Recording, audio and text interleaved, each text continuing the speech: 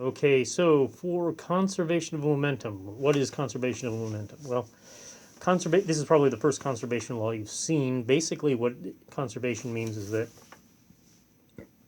the total of some quantity stays the same both before and after an interaction. And that lets us not worry about what's happening in the middle of that interaction. Right? That makes life a little bit easier. If we know something, no matter what you do, is conserved, we just have to look at it, right? And before and after, if we know some information on either side, we'll probably be okay. So let's look at that. The whole idea about conservation of momentum is when two objects interact,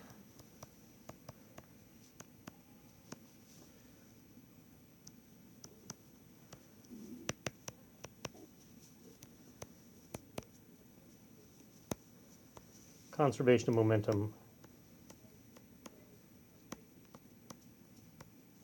or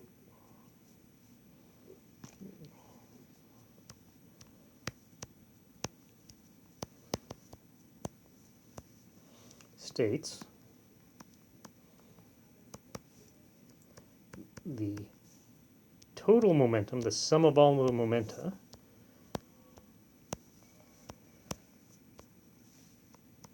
is the same before and after the interaction.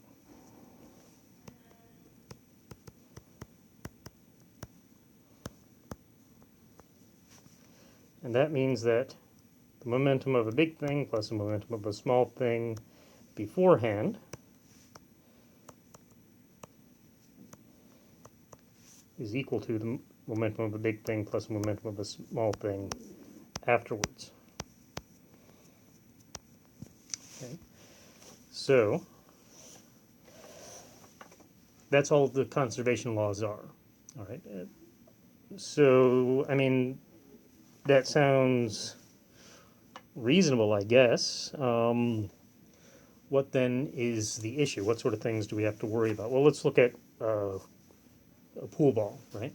Let's look at a direct hit. I couldn't find a really good time lapse of a direct hit, but let's look at a direct hit on a pool ball. So you've got, your stripe moving here really fast, and it hits a solid sitting there, right? So the stripe fast, and the solid is still.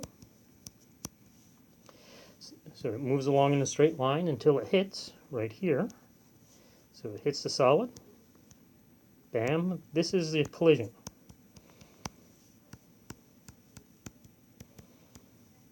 That's your collision. And this is the part we actually don't think about. We think about, okay, well, what is happening first and what's happening second. Second, your stripe. Maybe it keeps moving tiny a little bit. The stripe is slow. And the solid will be fast. And that'll be in just such a manner that the momenta, the mass times the speed of both of these, are exactly the same. In this case, that means if this is moving a little bit, this is a little bit slower. The solid is a little bit slower than the stripe was initially.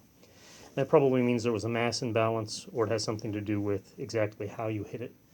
So there are lots of little reasons why it would be a little bit different, but in general, you're not going to have something completely stuck. Most likely it's the masses of the balls are just slightly different. There is a tolerance for those balls, but usually I use a cue ball. The cue ball is in some sets a little bit heavier than the other ones. You could look at what is it? Snooker balls. Snooker balls are a little bit different in size and stuff like that, so that also gives you an effect where one doesn't stop. If you perfectly hit one regular ball with another, or a bar cue ball with another, they will exactly one will stop and the other will go. But that's extremely rare. Okay. The thing we have to remember, though, is that it is the sum that is conserved, right?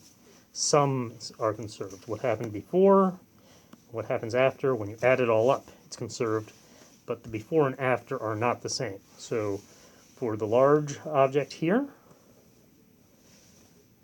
or P, doesn't stay the same as Q.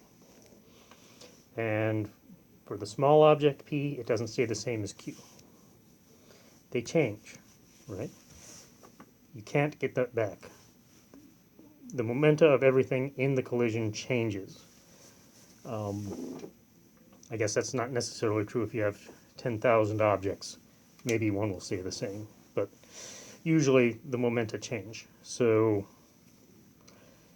you just have to look at all sorts of other conditions. And when we get to collision theory in the far future, that's what we'll do.